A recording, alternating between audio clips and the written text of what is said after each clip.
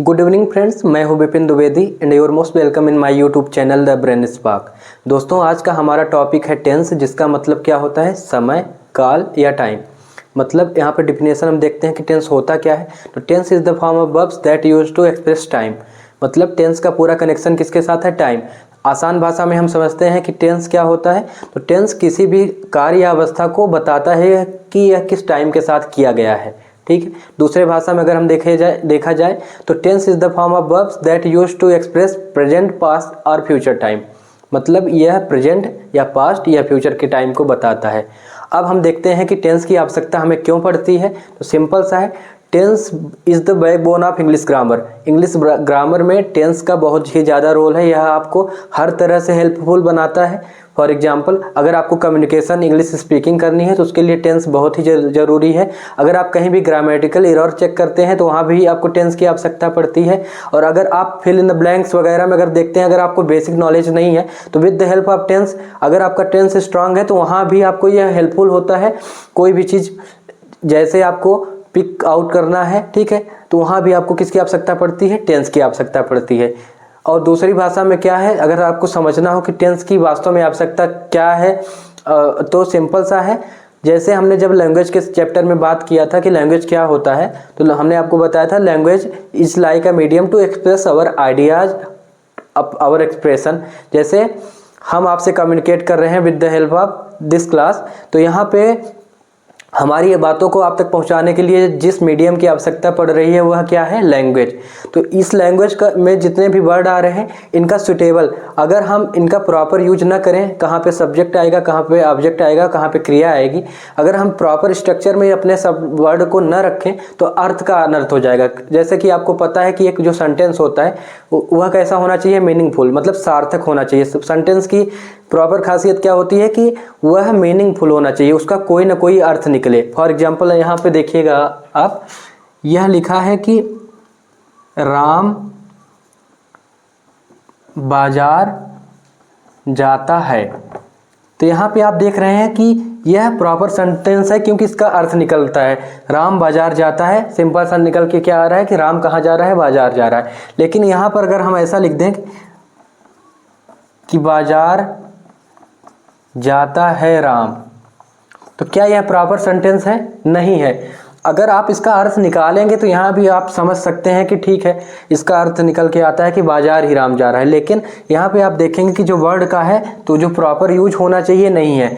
यहाँ पे ऑब्जेक्ट पहले आ गया है, हमारा जो सब्जेक्ट है जिसको कर्ता बोला जाता है वह लास्ट में है, और मेन वर्ब यहाँ है। तो मतलब स्ट्रक्चर में प्रॉपर इनका कोऑर्डिनेशन नहीं हुआ है, सबसे मेन लॉजिक है। तो प्रॉपर स्ट्रक्चर के लिए हमको किसकी आवश्यकता पड़ती है? टेंस की आवश्यकता पड़ती है। तो पहला लॉजिक क्या निकल के आया कि टेंस क्या बताता है? हमें टाइम बताता है। किसी भी कार्य के करने या होने का बोध हमको किसके थ्रू होता है? टेंस के थ्रू। सिंपल सी डिफिनेशन है, ठीक है। और इसी की टेंस के थ्रू हम यह भी जान पाते हैं कि कौन सा कार्य किस समय का है, पहले का है कि करंट का है, कि तत्काल का है कि बाद का है या आने वाले समय का है, ठीक है। तो सबसे ज़्यादा इंपॉर्टेंट रोल टेंस का वहाँ होता है। और दूसरा क्या है कि प्रॉपर स्ट्रक्चर, टेंस के थ्रू हम प्रॉपर निकाल पाते हैं कि कहाँ पे किस वर्ड का कहाँ पे यूज करना होता है। इसलिए आपको टेंस का प्रॉपर ज्ञान होना चाहिए।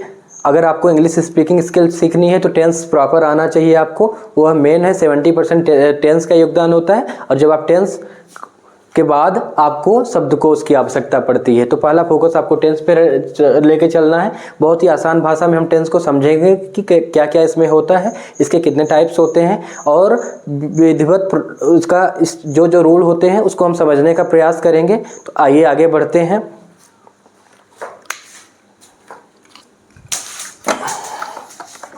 तो सिंपल सा है, टेंस मतलब टाइम, टाइम मतलब समय, ठीक है। और टेंस का जो डिवाइडेशन किया गया है तो वह मेनली थ्री पार्ट में किया गया है, ठीक है। इतना ध्यान रखिएगा। पहला है हमारा प्रेजेंट टेंस, दूसरा है पास्ट टेंस, और तीसरा है फ्यूचर टेंस। प्रेजेंट मतलब जो चल रहा है, वर्तमान, हिंदी में इसको क्या बोला जाता है? वर्तमान।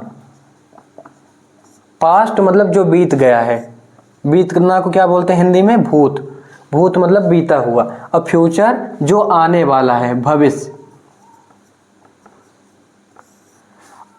सिंपल सा है, टेंस का जो डिवाइडेशन किया गया है 3 आधार पे किया गया है। बेसिक क्या है, प्रेजेंट, पास्ट एंड फ्यूचर।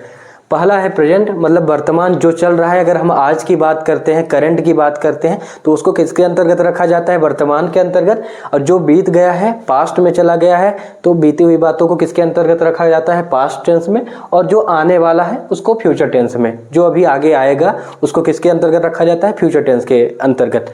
हम कॉन्सेप्ट को ध्यान से समझेंगे, लेकिन मैं पहले ही आपको बताया हूँ कि जो भी आप पढ़िए सबसे पहले उसको समझने का प्रयास करिए। इसके थ्रू आप इजी वे में कोई भी चैप्टर, चाहे मैथ हो चाहे इंग्लिश हो, आसानी भाषा से समझ सकते हैं। ठीक है, तो यहाँ पे आप समझ पा रहे होंगे कि प्रेजेंट मतलब, अगर हम एग्जाम्पल देखें तो सिंपल सा है, राम जाता है। तो यहाँ पे इस सेंटेंस को जब आप देखेंगे तो क्या निकल के आ रहा है कि राम जाता है, मतलब अभी की बात कर रहा है, आज की बात कर रहा है। तो जब हम आज की बात करेंगे तो किसके अंतर्गत इसको रखा जाएगा, इसको प्रेजेंट टेंस के अंतर्गत रखा जाएगा। अब पास्ट में क्या हो जाता है, राम जाता था, मतलब कल की हम बात कर रहे हैं कि राम जाता था आ गया तो यह कहाँ चला गया, पास्ट में। और फ्यूचर की जब हम बात करेंगे तो राम जाएगा, ये किसकी बात कर रहा है, फ्यूचर की। जाएगा मतलब कल जाएगा, परसों जाएगा, अभी क्लियर तो नहीं है। अगर क्लियर होता तो किस में आ जाता, वर्तमान में। ठीक है, अगर बीत गया होता तो पास्ट में, और आने वाला है तो फ्यूचर में। तो यहाँ से एक बेसिक थ्योरी निकल के क्या आती है, आपको सिंपल वर्ड में देखिएगा, आपको टेंस पहचानने में किसी भी प्रकार की कोई समस्या नहीं होगी अगर आप इस बेसिक कॉन्सेप्ट को देखते हैं ध्यान से। क्योंकि आपको क्वेश्चन इस टाइप का भी आता है कि आपको सेंटेंस दिए रहते हैं और आपको बताना रहता है, उसको चेंज करना रहता है। अगर प्रेजेंट में दिया है तो पास्ट में, पास्ट में दिया है तो फ्यूचर में। तो वहां भी आपको सबसे पहला फोकस क्या रहता है कि हम टेंस पहचान पाए कि कौन से टेंस में दिया है, या किसको फ्यूचर में अगर हमको बदलना है तो वहां पे कौन सी थ्योरी लगती है। पहले जब हम समझ नहीं पाएंगे कि यह टेंस हमारा किस सेंटेंस में है, किस काल में है, किस टाइम में है, तो हम उसको चेंज नहीं कर पाएंगे। और आपको दूसरा, ग्रामेटिकल एरर जहां भी आपसे पूछता है वहां भी आपको ये तीनों टेंस पता होने चाहिए कि इनकी पहचानने के लिए क्या कंडीशन होती है। तो आपको कोई लंबा सा रूल याद रखना नहीं है, सिंपल सा लॉजिक है यहाँ पे कि जब भी प्रेजेंट टेंस की बात आए तो आपको लास्ट में क्या देखना है, कोई भी सेंटेंस रहे, अगर हिंदी सेंटेंस लिखा है उसके लास्ट में अगर है वर्ड दिख जाए, है, ध्यान दीजिएगा, है, इसके साथ मात्रा का यूज हो सकता है, जैसे है, ही, है, उससे मतलब नहीं है, लेकिन आपका बेसिक जो लास्ट वर्ड होना चाहिए। जैसे यहाँ पे हमने देखा लास्ट वर्ड क्या है, तो है दिख जाए तो वह किसके अंतर्गत रखा जाता है, प्रेजेंट टेंस वर्तमान काल के अंतर्गत रखा जाता है। और पास्ट के लिए आपको थ दिख जाए और फ्यूचर के लिए आपको क्या दिख जाए, ग दिख जाए। सिंपल सा रूल है, आपको क्या ढूंढना है, हिंदी सेंटेंस में, हिंदी वाक्य में आपको ह देखना है, थ देखना है और ग देखना है। ठीक है, अब इसके साथ कोई भी मात्रा हो सकती है, था, थी, थे, है, ही, है, कुछ भी, लेकिन आपको बेसिक सा कॉन्सेप्ट है, एक ट्रिक है याद करने के लिए। अगर आप इजीली वे में इनको याद रखते हैं तो आप कोई भी वाक्य समझ पाएंगे कि कौन से समय की बात कर रहा है या किस उसमें दिया गया, टर्म्स में दिया गया।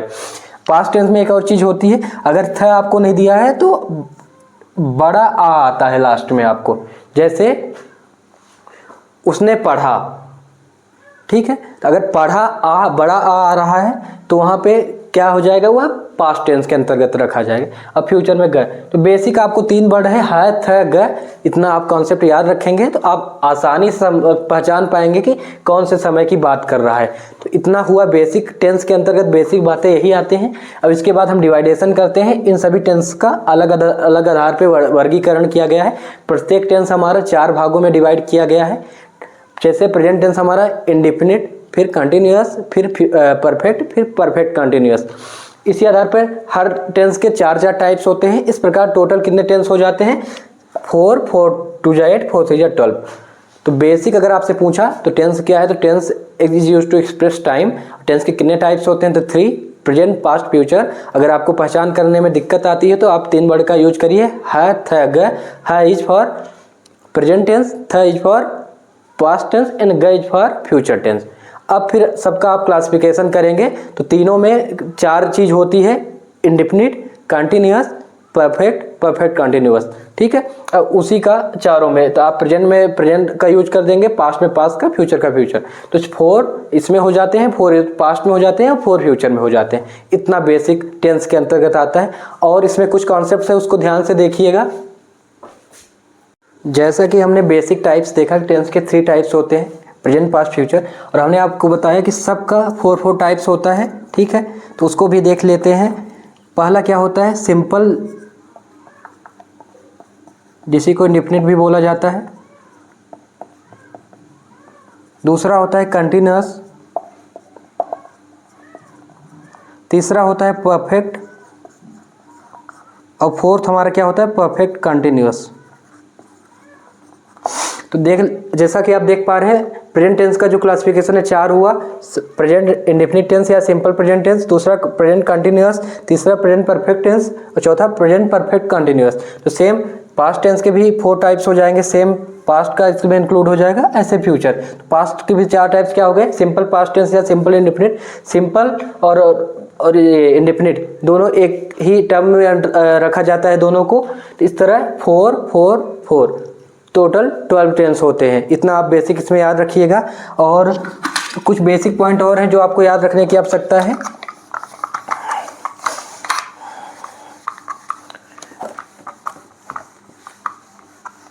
अगर आप स्टार्टिंग टेंस में देख रहे हैं तो सबसे पहले कुछ चीज़ों को पहचानना अनिवार्य होता है। पहला, अगर कोई सेंटेंस लिखा है, जैसे मोहन बाजार जाता है, जब भी आप इसको किसके थ्रू, टेंस के थ्रू इसका क्या करते हैं? ट्रांसलेशन करते हैं। तो सबसे पहले इंपॉर्टेंट इसमें क्या होता है? यह इसको स्ट्रक्चर में रखते हैं विद द हेल्प ऑफ जो भी स्ट्रक्चर होता है अलग अलग टेंस का। उसमें रखने से पहले आपको बेसिक क्या आना चाहिए कि आप उसको पहचान पाएँ कि किसमें कौन सा सब्जेक्ट होता है, कौन सा ऑब्जेक्ट होता है और कौन सा वर्ब होता है, कौन से अदर वर्ड्स होते हैं। तब जाके आप इसको प्रॉपर स्ट्रक्चर में रख पाएंगे। जब आपको स्ट्रक्चर क्या होता है? एक ढांचा होता है, संरचना होता है, जिसके थ्रू हम उसमें रिक्वायर्ड मटेरियल को रखते हैं। तब जाके जैसे घर का निर्माण होता है, तो अगर आपको प्रॉपर स्ट्रक्चर आता है तो उसके अनुसार हम चीज़ों को रख पाते हैं उसमें, तब जाके एक अच्छे घर का निर्माण होता है। सेम वे में टेंस के जो स्ट्रक्चर्स होते हैं उसमें कौन से चीज़ का कहाँ पे रिक्वायर्ड होता है, अगर हम उसको समझ पाएंगे तब जाके हम प्रॉपर सेंटेंस का निर्माण कर पाएंगे। तो सबसे पहले क्या चीज़ निकल के आती है कि सब्जेक्ट क्या होता है, जिसको हिंदी में क्या बोला जाता है? कर्ता। सब्जेक्ट, सब्जेक्ट मतलब जहाँ पे कौन आ जाए। ठीक है, जैसे यहाँ पे आप पढ़ रहे हैं मोहन बाजार जाता है, तो अगर इसी को आप क्वेश्चन वे में इसको इंट्रोगेटिव सेंटेंस में चेंज कर दीजिए, कौन बाजार जाता है, तो कौन बाजार जाता है, तो आंसर क्या आएगा आपका? मोहन। कौन बाजार जाता है? मोहन। तो कौन की जगह पर आपका मोहन आ रहा है, तो कौन जो क्वेश्चन को रिप्लेस कर रहा है वह किसके अंतर्गत रखा जाता है? सब्जेक्ट के अंतर्गत, जिसको हिंदी में क्या बोला जाता है? कर्ता। और जहाँ पे आ जाए कि क्या, कहाँ, जैसे मोहन कहाँ जाता है, तो मोहन कहाँ जा रहा है? बाजार जा रहा है। यह हमारा किसके अंतर्गत आ जाएगा? ऑब्जेक्ट। ऑब्जेक्ट मतलब कर्म इसको बोला जाता है, इसको कर्ता बोला जाता है, इसको कर्म बोला जाता है। जैसे यहाँ पर अगर होता मोहन आम खाता है, तो मोहन क्या खाता है? तो मोहन आम खाता है। तो क्या, कहाँ, जब ऐसा हम क्वेश्चन करेंगे, ऐसा इंट्रोगेटिव सेंटेंस बनाएंगे, तो जो उस इंट्रोगेटिव वर्ड को रिप्लेस करेगा वह किसके अंतर्गत रखा जाएगा? ऑब्जेक्ट के अंतर्गत। ठीक है, और मैंने आपको बताया था वर्ब की सिंपल लॉजिक। अगर आपको वर्ब, जिसको हिंदी में बोला जाता है क्रिया पहचानने में दिक्कत होती है, तो सिंपल सा लॉजिक है, किसी भी वर्ड, एक्शन वर्ड के लास्ट में ना आपको दिख जाए, कोई भी वर्ड जिसके लास्ट में ना दिखे, ना, बेसिक सी ट्रिक्स है, ना आपको दिख जाए तो वह किसके अंतर्गत रखा जाता है? वर्ब के अंतर्गत। जैसे पढ़ना, लिखना, हंसना, खाना, रोना, पीना, हर चीज के अंत में क्या दिख रहा है आपको? ना। इसलिए इसको किसके अंतर्गत रखा जाएगा? वर्ब के अंतर्गत। जैसे जाता है, तो जाता है मतलब जाना, जाना का ही रूप है ना, तो जाना किसके अंतर्गत आ गया? वर्ब। अब इनके अलावा जो भी बच गया तो वह किसके अंतर्गत आ जाता है? Other words. सिंपल सा लॉजिक है जो हम, अगर आप पहले स्टार्टिंग में क्या है, हर चीज़ प्रैक्टिस का खेल है। बेसिक्स आप पहले समझिए, फिर जब बेसिक के बाद आप प्रैक्टिस करेंगे तो आपको हर चीज़ फास्ट हो जाएगी, अच्छे तरीके से समझ आने लगेगी। कोई भी सेंटेंस, जैसे पहला सेंटेंस हमारा है, सिंपल सा इसमें हम लॉजिक लगाएंगे कि कौन बाजार जाता है, कौन को कौन रिप्लेस किया, मतलब हु, कौन को हिंदी में इंग्लिश में क्या बोलते हैं, हु इंट्रोगेटिव वर्ड है, इसको रिप्लेस कौन कर रहा है, मोहन, हु को रिप्लेस कर रहा है मोहन, तो क्या हो गया सब्जेक्ट। और व्हाट या हाउ, मैंने दूसरा क्या बताया, व्हाट मतलब क्या, या वेयर कहाँ जाता है यानी वेयर, इन दोनों वर्ड को कौन रिप्लेस कर रहा है, बाजार। तो बाजार क्या हो गया हमारा, ऑब्जेक्ट हो गया। और किसी भी वर्ड के लास्ट में ना आपको दिख जाए या कोई एक्शन वर्ड रहे तो सिंपल सा उसको किसके अंतर्गत रखा जाता है, वर्ब। ठीक है, इतना बेसिक आप पहचान पाएंगे तो आपको आसानी होगी किसी भी स्ट्रक्चर में रखने के लिए। इतना बेसिक आप ध्यान रखेंगे, आपसे कोई भी टेंस रहेगा और उसके कोई भी टाइप्स होते हैं, जितने भी 12 टाइप्स होते हैं, तो उसका एक एक पॉइंट आप सॉल्व कर पाएंगे। इतना बेसिक है इसमें। और कुछ और अदर टर्म्स हैं, उसको भी आप देख लीजिए। सबसे पहले स्ट्रक्चर पे बाद में जाएंगे हम, और सभी टाइप्स पे बाद में जाएंगे। सबसे पहले जितना उनमें आता है, जितना मटेरियल यूज किया जाता है, एक एक करके अगर आप उनको समझ लेते हैं, हम पहले ही दिन से रूल पे नहीं जा सकते, हमारा तरीका अलग है। अगर रूल पे जाएंगे तो आपको कुछ टाइम के बाद भूल जाएगा। आप एक एक टर्म को समझने का प्रयास करिए, एक बार पढ़ लेंगे उतना काफ़ी होगा आपके लिए। ठीक है, अगर आप बार बार आप वही सीधा अगर हम रूल से स्टार्ट करेंगे तो आपको जाके आगे चीज़ें भूल जाएंगी। बेसिक कॉन्सेप्ट क्या था, हमने पहले क्या देखा, सब्जेक्ट ऑब्जेक्ट या वर्ब क्या होता है, क्योंकि इनका आपको 12 के 12 सेंटेंस में यूज आएगा। अगर आप इनको नहीं समझ पाएंगे तो कितना भी रूल आप याद कर लीजिए, आपको एक टर्म के बाद वह भूल जाएगा। इसलिए पहले हमने सब्जेक्ट ऑब्जेक्ट देखा।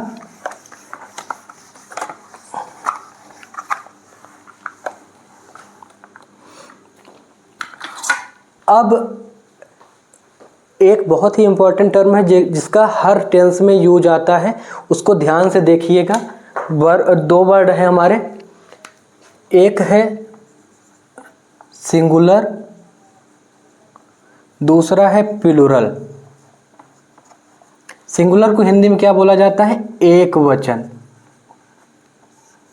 इसको क्या बोला जाता है, बहुवचन। ध्यान से इसको समझने का प्रयास करिएगा।